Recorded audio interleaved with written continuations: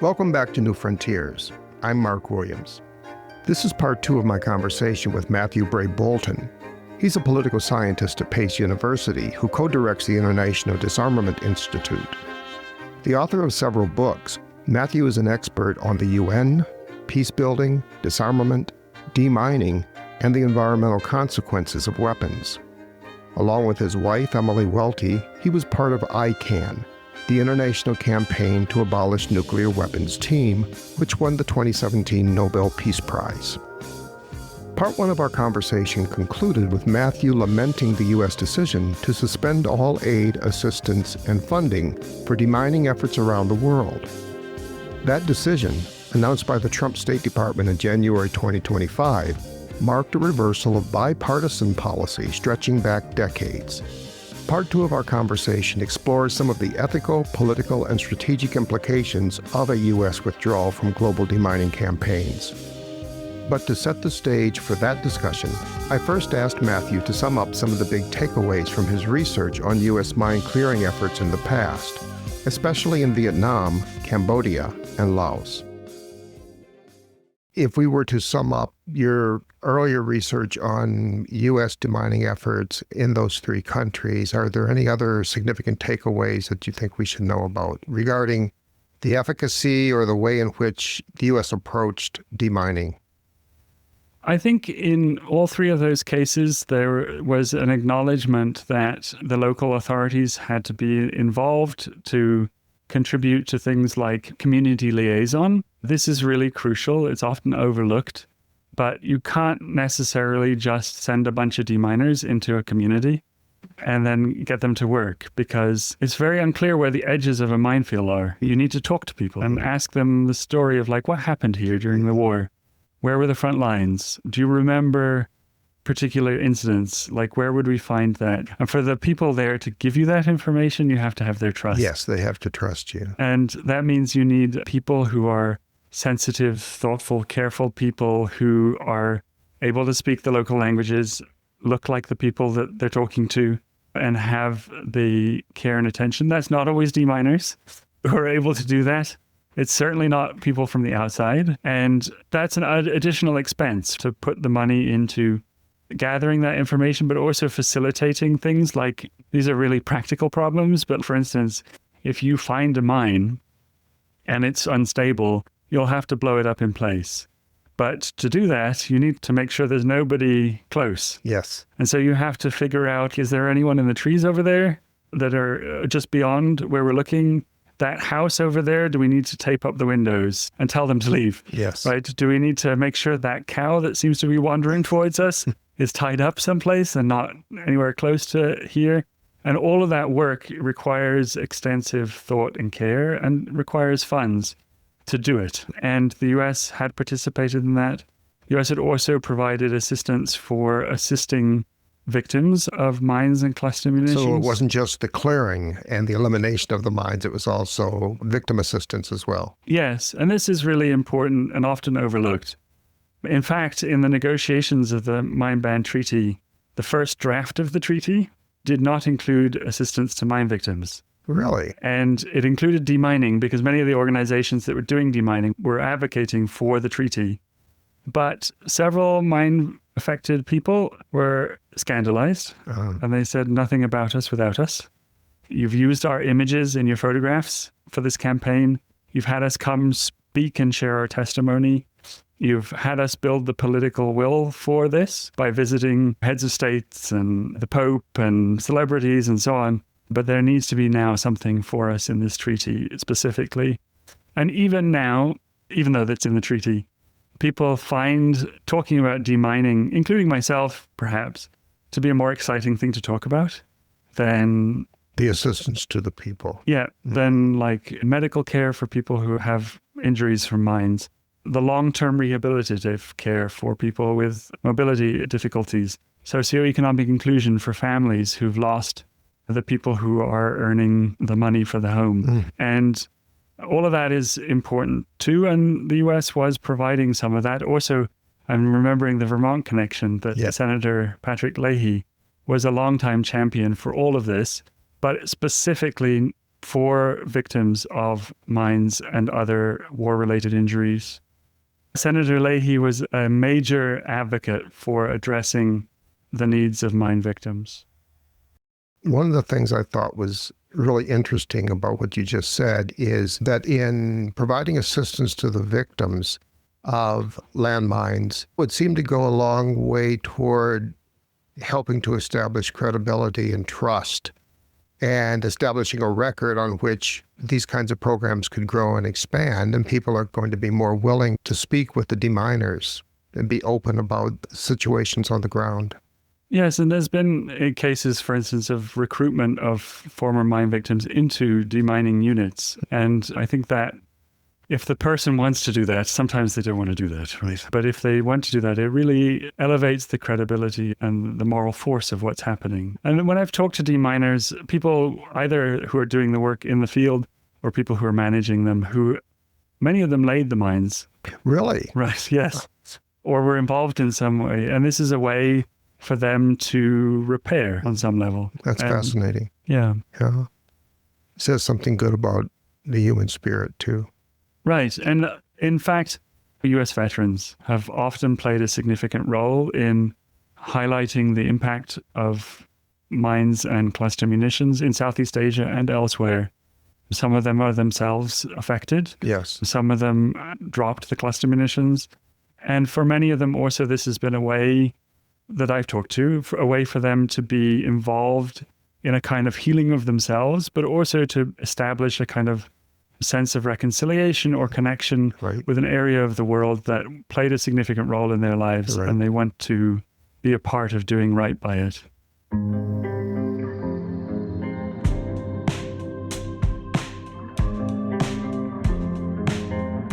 I wanted to ask you about an overall assessment of the U.S. role in global demining, understanding that it may have its quirks, there may be cross-cutting interests at times that would make it less effective, perhaps less idealistic than our official rhetoric might like it to sound or appear. But from your perspective, has the overall impact of U.S. participation in global mining programs, has it had positive effects for the most part? Has it made much of a difference at all that the United States was a player in this? Absolutely. And I have been a long-time critic of the role of the U.S. in this sector. And I find myself now defending the role of the U.S. in this sector. I didn't mean cancel it when I was criticizing it. My criticisms have been that the U.S. has not joined the Landmine or Cluster Munition Treaty, and in some times has it gone out of its way to undermine them. But when it has been a good faith player, it has come alongside other states and has been the largest by dollar volume contributor to global efforts to address the humanitarian impacts of mines. And that has made a significant difference in many people's lives. And I've seen the difference where communities where mobility was deeply constrained by the presence of mines open up.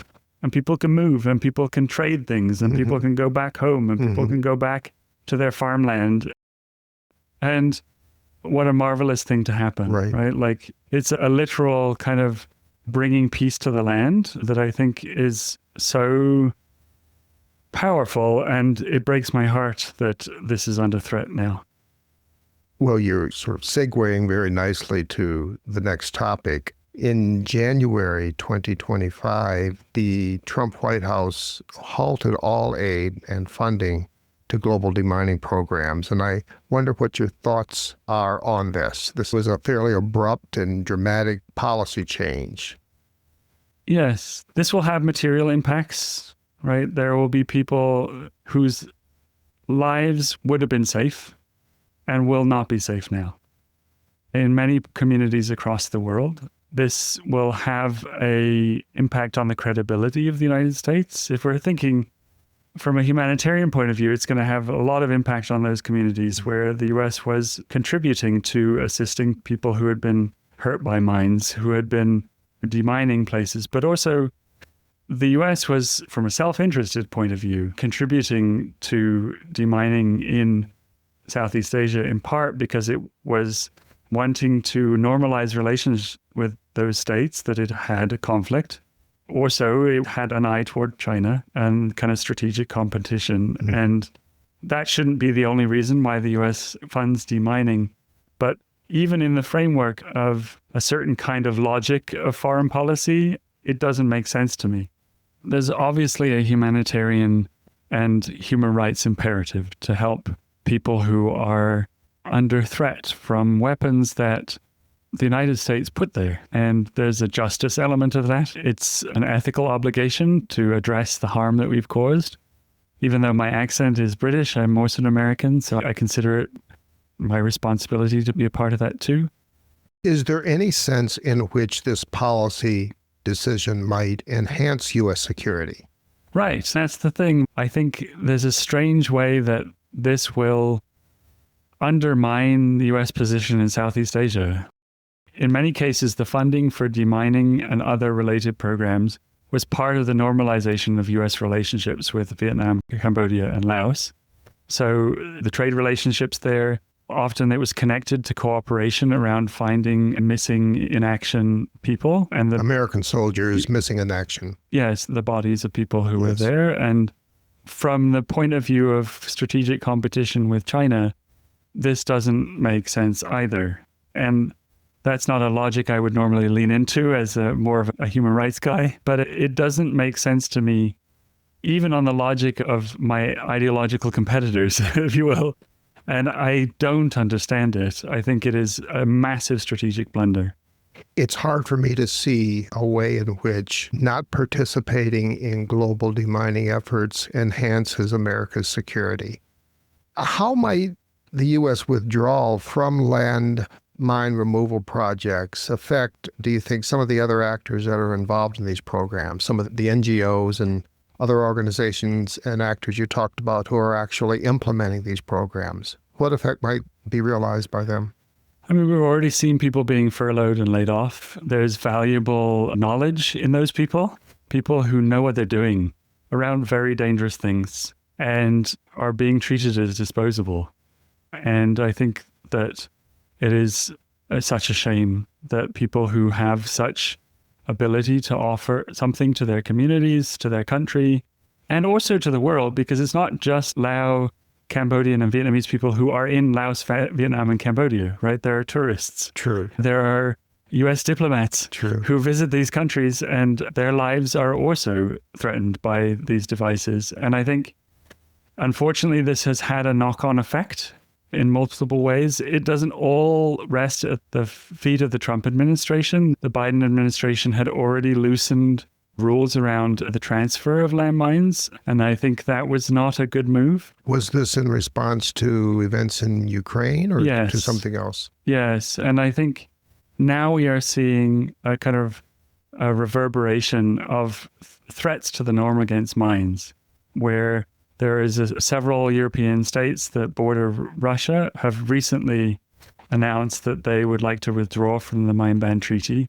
I think this is another strategic blunder on their part, because These are states who at one time were part of the Soviet Union yes, or bordered the Soviet Union. yeah, Finland, Estonia, Latvia, Lithuania, and Poland. And I think this is a blunder on their part. It might play well to a specific political audience internally, but the message it sends is that they don't care about their civilian populations, because if they use mines, it's civilians who will most be harmed.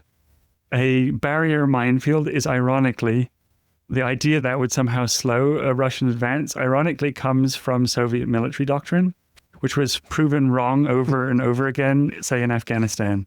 Right? The minefields that were supposedly protecting the Soviet troops from the Mujahideen clearly didn't work. Yes. And so there's a strange, twisted logic of former Soviet states using outdated military ideas that come from their former oppressor that don't work.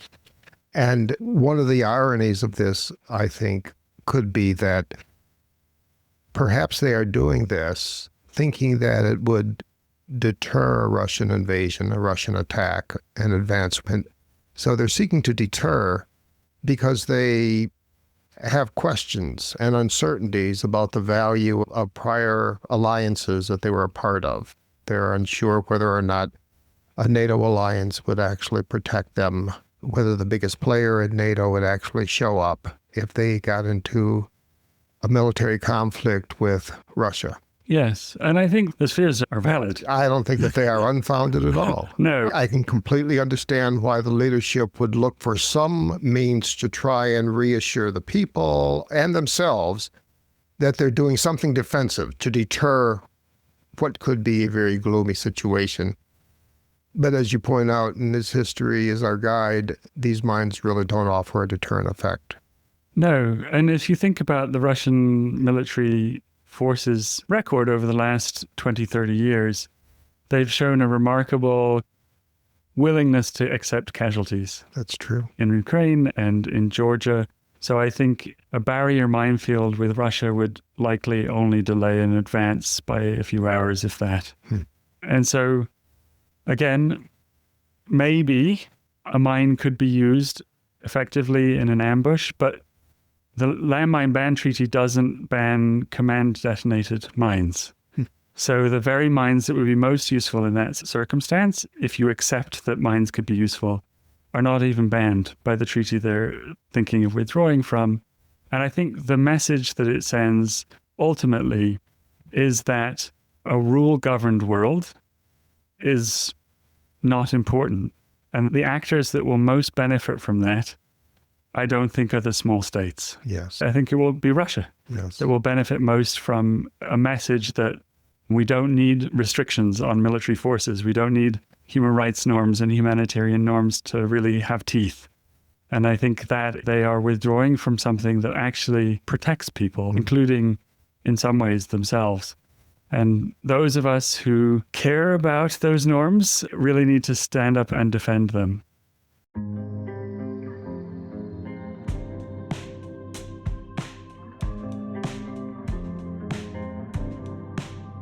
As the Trump White House leads the United States away from global leadership on the landmine issue, do you think this opens the door to some other state or some group of states to stand up and take the lead on that issue?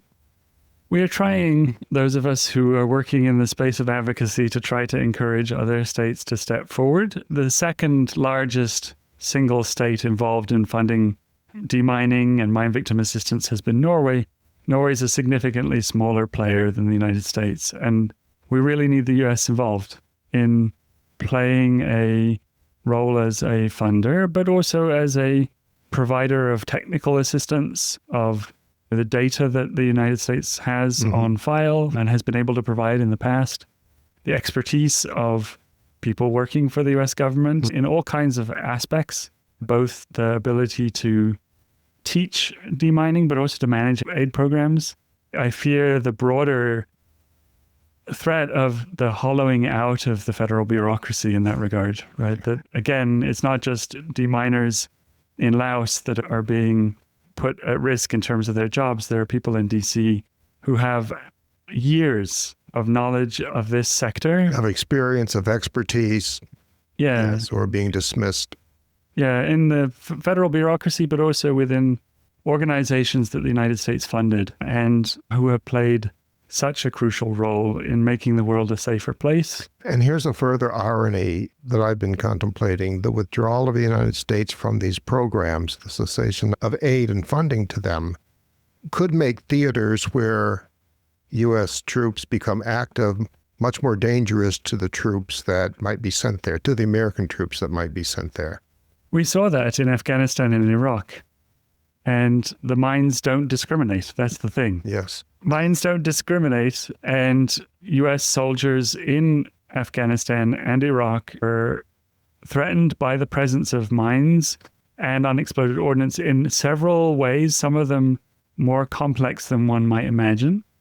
And there's the mines themselves, or unexploded ordnance, but then also that explosive material that was diffused throughout the landscape was an readily available source of explosives for people who wanted to fight the United States. Yes. And retool it for other purposes. Yes. And one of the main sources of casualties for U.S. soldiers in Afghanistan and Iraq was these improvised explosive devices that used abandoned and unexploded weaponry that was readily available. And so wisely, in some ways, the US paid for significant efforts to try to clean a lot of that up. Again, that was self-interested in some ways, but it had a tangential impact on the civilian population that was positive. And I think there's a lack of long-term strategic thinking in that regard.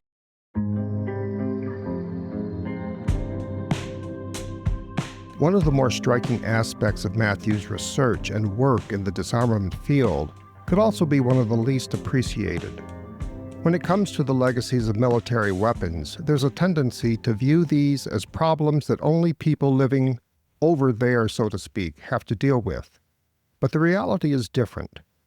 Whether it's landmines, cluster bombs, or even nukes, the dangers that military weapons can leave behind and expose civilians to long after a conflict ends aren't confined only to regions that once were war zones. And as Matthew points out, nor is the U.S. as insulated from the environmental consequences of military weapons as some might believe.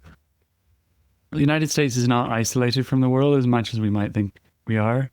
And I think actually, as we sit here in Vermont looking out over the beautiful setting that might not seem like it is anywhere connected to minefields in places of conflict, the role that Vermonters have played in the campaign to ban landmines, in the allocation of resources in Congress to mine victims, indicates that no place is disconnected from the rest of the world. And even here in the United States, we underestimate the way that there is military pollution here too. So in New York City, where I teach, there are sites that were contaminated by the Manhattan Project and the nuclear weapons project after that continue to be cleaned up now. Really? Yes. To wrap things up, I'm wondering if we could take a sort of a broader view, perhaps do a little speculating. As the Trump White House seems to be really intent on ending U.S. foreign aid more broadly and not just in the demining area, I'm wondering, in what ways could this new policy affect, do you think, U.S. influence, U.S. power, prestige, or strategic interests? By stepping back from international institutions, you're not in the room, right? If you step back from providing assistance, someone else might step in. By walking away from obligations and promises, it makes it harder for people to believe you next time. And I think there are obviously really crucial humanitarian and human rights reasons to engage in foreign assistance to help people who are in need, who the US is in a position to assist and offer solace and satisfaction and assistance in various ways, offers a image of the United States as a friend, as an ally, as a protector that is being abandoned. There was always some problems with that image to begin with. I find myself in the uncomfortable position of defending the importance of U.S. foreign assistance, which I've been critical of for so long.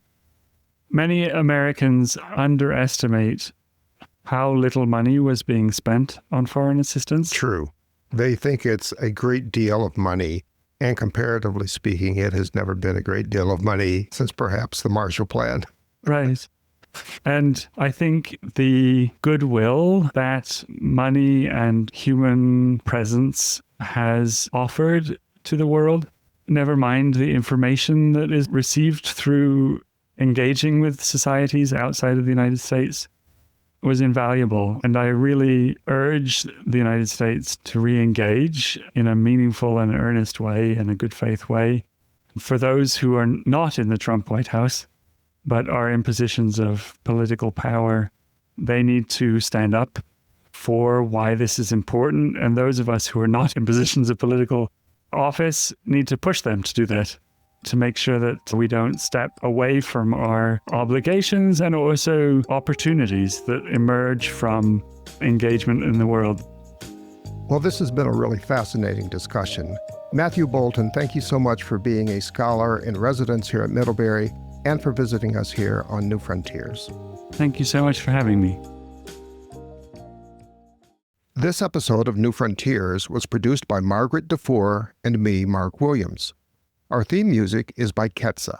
If you like the show, leave us a rating or review on Spotify, Amazon, Apple Podcasts, or wherever you get your podcasts. This can help others to find us too. We'll be back with another episode of New Frontiers. Thanks a lot.